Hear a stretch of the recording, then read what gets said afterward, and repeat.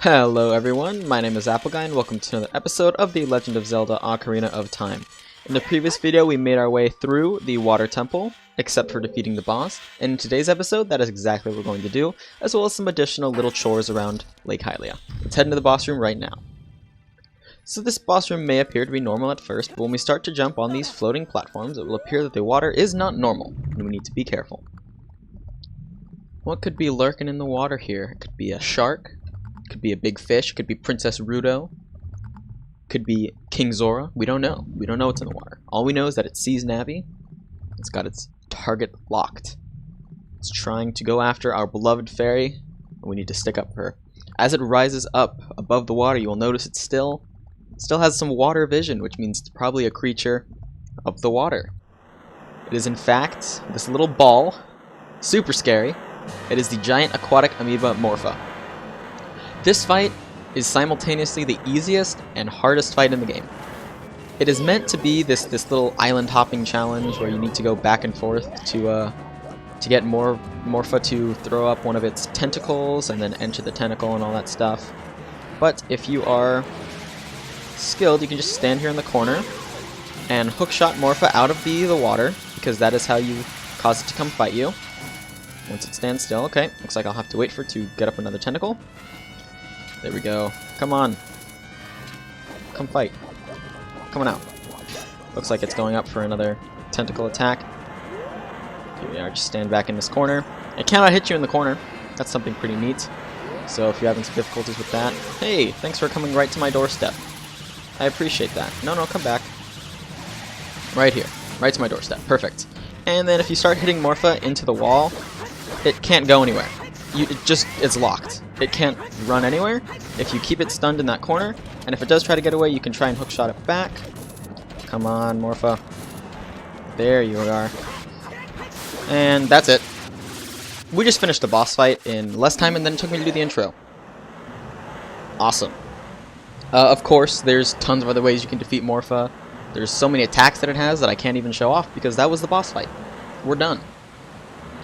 Its main attack is grabbing you with a water tentacle and just kind of throwing you around. No big deal, really. If you have difficulties, just lock it in the corner. And if it keeps grabbing you, stand in the corner. They really should have thought a little bit more about the fights. But it's done. And there's a big water droplet that will give us our portal to escape with. Awesome. And because we just defeated a very, very challenging boss, the game rewards us with a heart container. That being our 15th heart. 3/4 of the way done with all of the hearts in the game. Let's move on to the Chamber of Sages to see who the sage was that we awakened in this temple.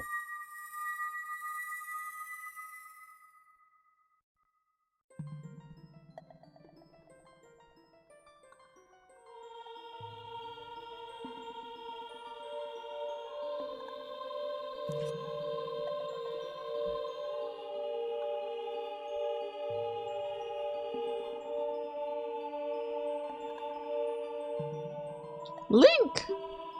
I would have expected no less from the man I chose to be my husband. Zora's domain and its people will eventually return to their original state. As a reward, I grant my eternal love to you. Well, that's what I want to say, but I don't think I can offer that now. I have to guard the water temple as the Sage of Water. And you're searching for the Princess Zelda? Ha! You can't hide anything from me. Looks like she's on to us. Princess Zelda, she's alive. I can sense it, so don't be discouraged. I can tell that nothing will stop you in your quest for justice and peace. You must take this medallion. Take it respectfully. So Princess Ruto's going to go ahead and give us the water medallion, which shows we have completed the water temple. If you notice, there's only two places here we haven't filled yet. 2 temples left, 2 medallions to get. Who knows what comes next? We received the water medallion. Ruto awakens as a sage and adds her power to yours. If you see Sheik, please give him my thanks, okay? Alright. Anything for you, Ruto. So as Ruto said, the people of Zora's domain will return to their normal state, eventually. which is basically Nintendo's way of saying, yeah, we're not going to fix Zora's Domain. We don't want to have to build an entire third version of that area, so it's going to stay frozen. As the water rises, the evil is vanishing from the lake. Link, you did it. That we did, Sheik. And speaking of Link, here he is. Bam. Did Ruto want to thank me? I see. We have to return peace to Hyrule for her sake too, don't we? Look at that, Link. Together, you and Princess Ruto destroyed the evil monster. Once again, the lake is filled with pure water. All is as it was here.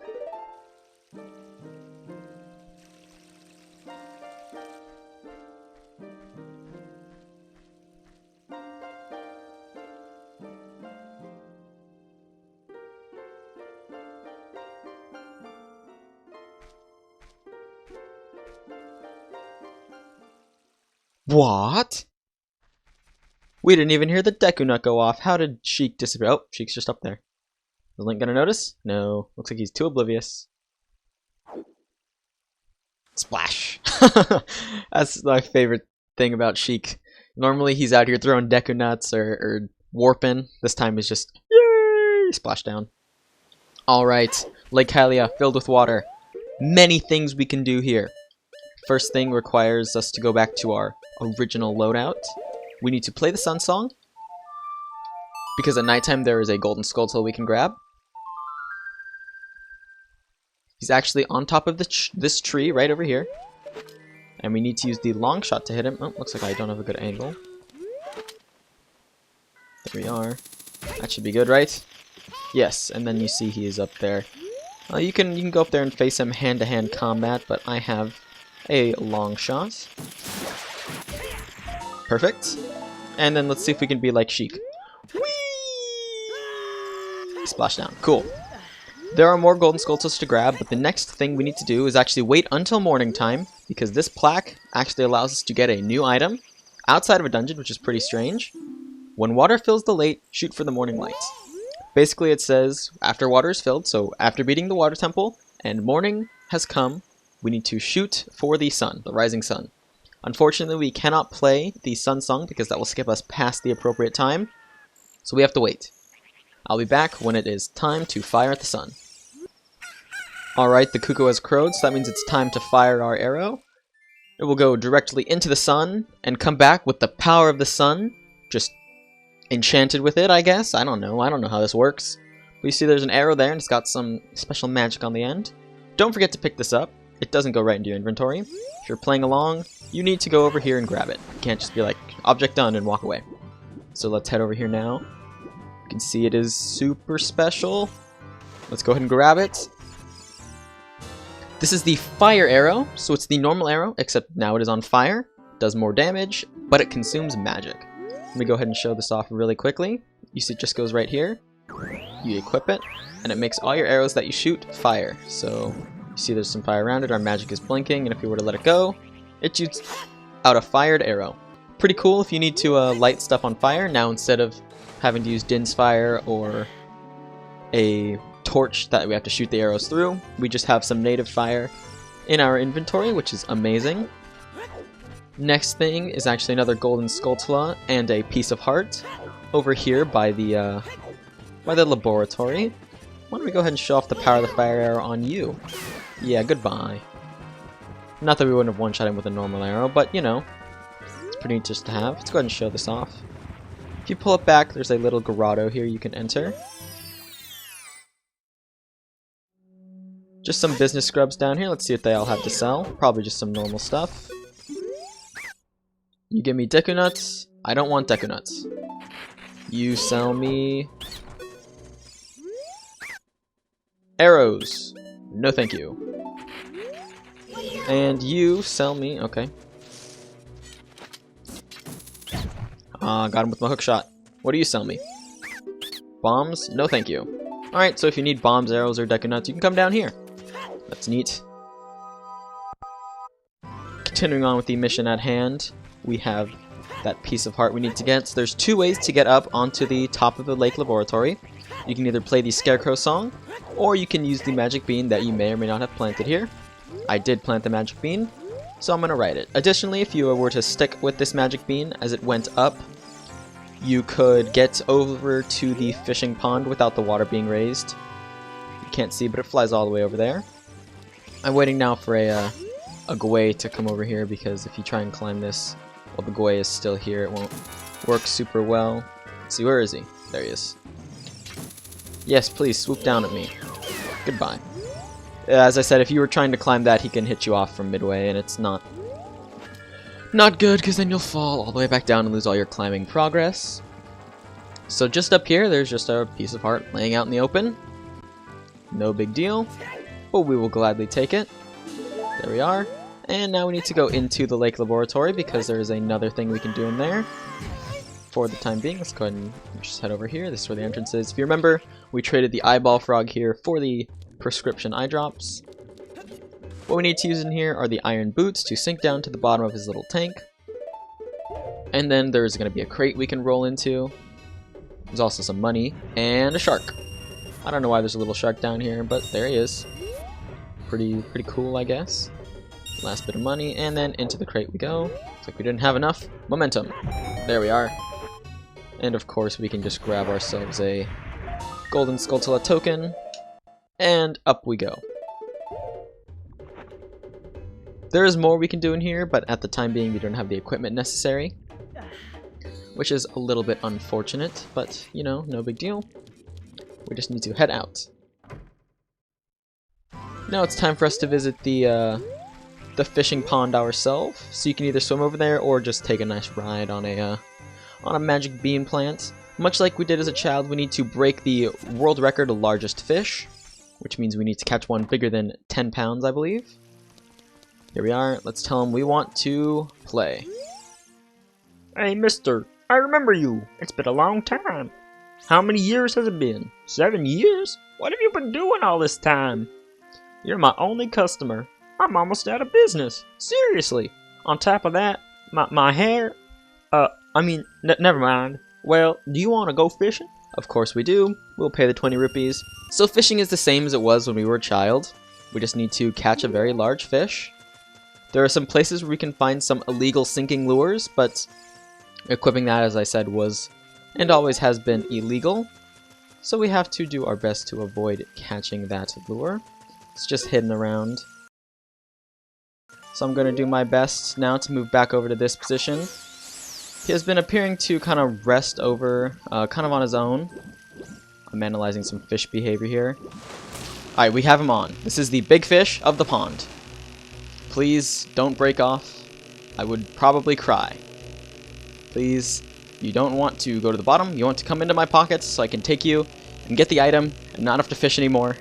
Please. Please just do this for me. Big fish. You just get to have your tank all to yourself. No one will bother you. All the food you could ever want. They kept that fish alive for 7 years. My previous record. You get to overthrow him. You get to be the new fish king. I don't know why you are not just cooperating. Yes, you want to go on land, but not that land. Come over to my land. My land is better. I really just want to not have to fish anymore.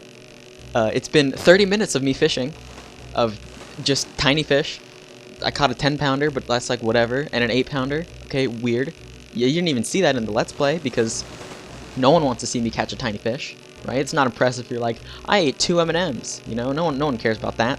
People care, and you're like, I ate 4 gallons, and they're like, oh, that's something interesting. I'll pay attention to that story. Come on, fish. You're so close. Please.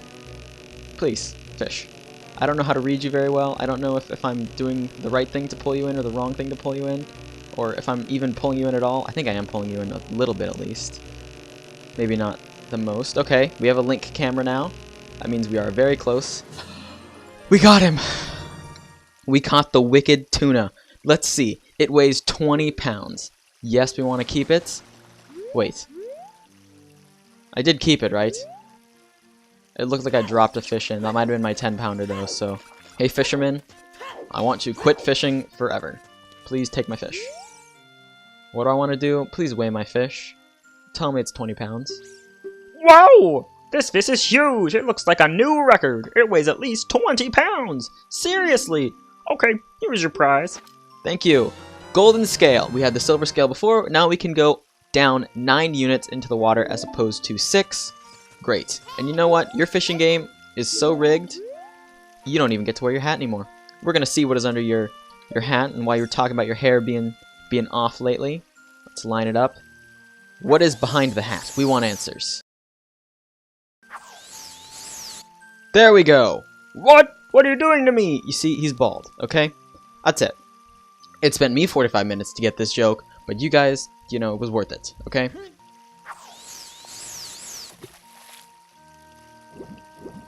And if you go ahead and leave his hat there in the water, he'll ask, Why are you doing this to me? What are you thinking? I'm not gonna let you get off that easy. You have to pay me a 50 rupee fine. take your 50 rupees, you're bald, get over it. You know what? Take this fishing rod back. I don't want to ever see you again. Goodbye. Slightly upset at him, it took me 45 minutes to do all that fishing. So, reasonable why I would want him to be bald for the rest of his life. And since we're his only customer, hopefully he goes bankrupt. Anyway, now that we have the silver scale, we can finish up what we need to do, and that is head back into the lakeside laboratory and show off our new diving skills to the scientist there by diving all the way down to the bottom for another piece of heart. In we go. And we don't even have to talk to him, we just have to go down here and dive. He's only impressed if we were able to touch the bottom, so if you try to do this with the silver scale, he will not be happy with you. But we can get all the way to the bottom. He'll be very happy with us. There we are. Hey, skeleton man, give me free stuff.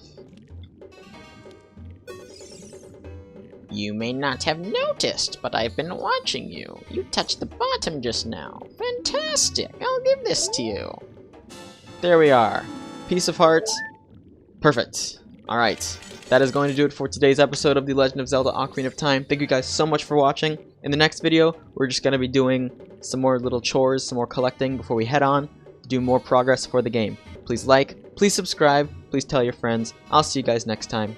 Take care.